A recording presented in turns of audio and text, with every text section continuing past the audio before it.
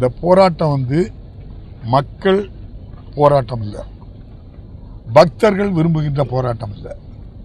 ஒரு சதி செய்து 50 பேர் வந்திருக்காங்க. தமிழ்நாட்டில் ஒரு கலவரத்தை உண்டு பண்ணணும்னு சொல்லி பல இடங்களையும் பார்த்தாங்க.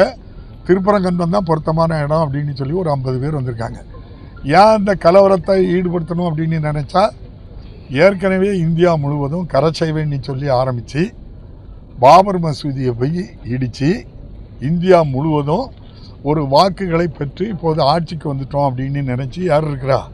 பாரதிய ஜனதா கட்சியினர் இப்போது ஆட்சிக்கு வந்துட்டோம். நீ அந்த கரசேவாவில் முன்னின்று பண்ணி அதில் சர்டிஃபிகேட் வச்சுருக்கவங்களுக்கு என்னெல்லாம் கிடச்சி தெரியுமா? உங்களுக்கு கேஸ் ஏஜென்சி கிடச்சி, பல்க்கு கிடச்சி, வக்கீலாக இருந்தாக்கி அரசு வக்கீல், சில தகுதியானவங்கன்னா ஜட்ஜாட்டே போயிடுவாங்க. ஆக இந்த போராட்டத்தில் முன்னின்று நடத்தது பொதுமக்களும் வரமாட்டாங்க, பக்தர்களும் வரமாட்டாங்க. ஏன்னா அவங்களுக்கு பிரச்சனையே இல்லையே. பிரச்சனை யாருக்குன்னா, ஒரு இயக்கத்துக்கு ஓட்டு வேணுங்கிறதுக்காக இந்த சனாதன தர்மம், ஆர்எஸ்எஸ், இந்து முன்னணியெல்லாம் தூண்டி விட்டு பண்ணுறது. நான் ஒன்றை கேட்குறேன், இதில் பலனடைஞ்ச மாதிரி திருப்பரங்குன்றத்துலேயும் இதே போல் இந்த ஜட்ஜ்மெண்ட்டை வச்சு பண்ணுறாங்கன்னா, அதுக்கு ஆட்சியில் இருக்கிறவங்க, அதிகாரத்தில் இருக்கவங்க தன்னுடைய பதவிகளெல்லாம் ஒரு தவறான இதை இப்படிப்பட்ட கலவரத்துக்கு துணை போகிறாங்க சில பேர். நான் எதுக்கு சொல்கிறேன் அப்படின்னா, இதே திருப்பரங்குன்றத்தை நீங்கள் கேட்டனால சொல்கிறேன். 2014 சிங்கிள் ஜட்ஜி, 2017 டிவிஷன் பெஞ்சு ஜட்ஜி, 2021 சிங்கிள் ஜட்ஜி நீதியரசர் இளங்கோவன் அவர்கள் ஜட்ஜி, 2023 3 நீதியரசர்களுடைய ஜட்ஜி. இந்த 4 ஜட்ஜ்மெண்ட்டுக்கும் முரண்பாடான ஒரு ஜட்ஜ்மெண்ட்டை நீதியரசர் நேற்று கொடுத்துருக்காங்க.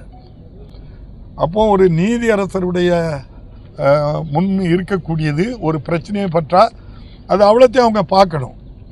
என்னென்ன பிரச்சனை வந்திருக்கு, எப்படி ஜட்ஜ்மெண்ட் சொல்லியிருக்காங்க.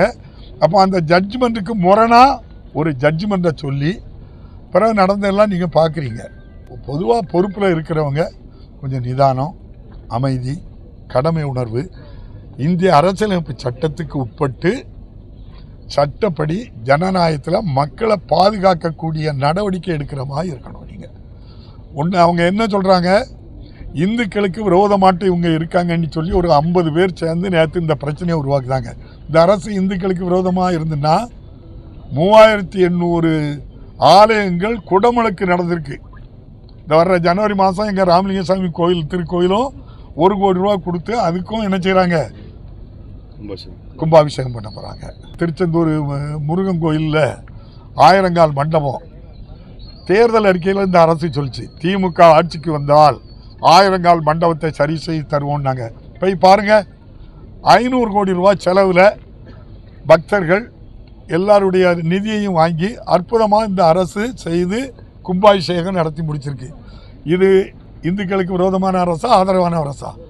இந்துக்கள், முஸ்லீம்கள், கிறிஸ்தவர்கள் எல்லா மக்களும் விரும்புகின்ற மதத்தை வழிபட்டு கொள்ளலாங்கிற ஒரு சமூக நீதி கொள்கையில் உள்ள ஆட்சி இந்த ஆட்சி.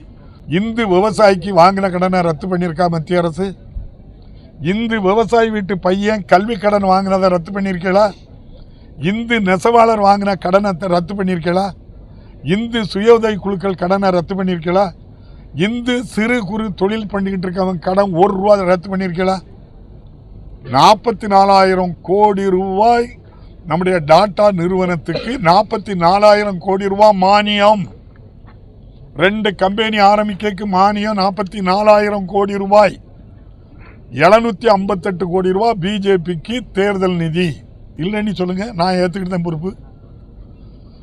44,000 ரூபா ஒரு டாட்டாவுக்கு கொடுத்துட்டு 758 கோடி ரூபா பிஜேபி தேர்தல் நிதியை வாங்கி வச்சுக்கிட்டு சாமானிய மக்களுக்கு 1 ரூபா கடன் தள்ளுபடி பண்ணி சொல்லுங்க.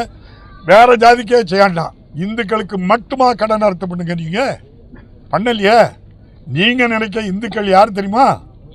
3 முதல் 5% இருக்கக்கூடிய உயர் ஜாதியினர் மட்டும்தான் உங்களுக்கு இந்துக்கள். 16 லட்சம் கோடி ரூபா வங்கியில் வாங்கின கடன் ரத்து பண்ணியிருக்கே 50 பேருக்கு. 50 பேரும் உயர் ஜாதி. விஜய் இங்க இருந்துட்டு நான் பிஜேபின்னு சொன்னா விஜயனுக்கு 1 ரூபா கடன் தள்ளுபடி பண்ணிட்டு, விஜயன் சமூகத்தில் உள்ள ஒருத்தர் எங்க அண்ணன் விவி வைகுண்டராஜன் வாங்கின கடனை ரத்து பண்ணி கொடுங்க. பண்ண மாட்டீங்களா? நீங்க வங்கியில் இருக்க கடனை நீங்க ரத்து பண்ணி கொடுப்பீங்களா? நீங்க யாருக்கு கொடுக்குறீங்க? 3 முதல் 5% இருக்கக்கூடிய உயர் ஜாதியினர் வாங்குகிற கடன் 16 லட்சம் கோடி ரூபாய் கடன் ரத்து பண்ணுறீங்க. சாமானிய ஏழை மக்களை, சாமானிய மக்களுக்கு முழு துரோகம் பண்ணிகிட்டு இருக்காங்க. அதுக்கு ஒரு 50 பேர் அங்கே இருக்காங்க. இந்த 50 பேரும் ஆர்எஸ்எஸ் இந்த சனாதன சர்மம் சதியோடு அங்கே இருக்கிறாங்க. எப்படியாவது கலவரத்தை உண்டு பண்ணிடலாமே. தமிழ்நாட்டில் நடக்காது. தமிழ்நாட்டில் மாண்புமிகு முதல்வர் சட்டத்தின் ஆட்சி நடத்துகிறார். 4 தீர்ப்புக்கு முரண்பட்ட தீர்ப்பு நேற்று கொடுத்துருக்காங்க. உச்ச நீதிமன்றத்துக்கு பேருக்கும் நீதிமன்றத்தில் நல்ல தீர்ப்பு கிடைக்கும். நான் ஒன்று சொல்கிறேன், நீதியரசர்களாக இருந்தாலும் தான் அரசின் உயர் பதவியில் இருக்கவங்க இல்லை பணியாற்றுகின்ற காவலர்களுக்கு மரியாதை கொடுக்க வேண்டும். ஆட்சியில் இருக்கின்ற ஆட்சியாளர்கள், அதாவது அரசு அதிகாரிகள், மாவட்ட ஆட்சியர் உட்பட இந்து சமய அறநிலையத்துறையில் பணியாற்றுறவங்க, நீர்வளத்துறையில் பணியாற்றுகின்ற அரசு அதிகாரிகளை கிள்ளுக்கிரையாட்டோ அப்படி நினைக்கக்கூடாது. அவங்களுக்கு உரிய மரியாதை, அவங்க தான் உழைக்கிறாங்க நமக்கு. அப்போ உழைக்கிறவங்களை மிரட்டக்கூடாது. அதிகாரம் இருக்குங்கிற ஒரு இதை வச்சுக்கிட்டு உடனே இப்போ 5 நிமிஷத்தில் வா 10 நிமிஷத்தில் வாங்கிறத தவிர்த்திருக்கலாம். பொறுமை வேணும், நிதானம் வேணும். அந்த சீட்டில் இருந்து நியாயம் வழங்குக்கு. நன்றி, வணக்கம்.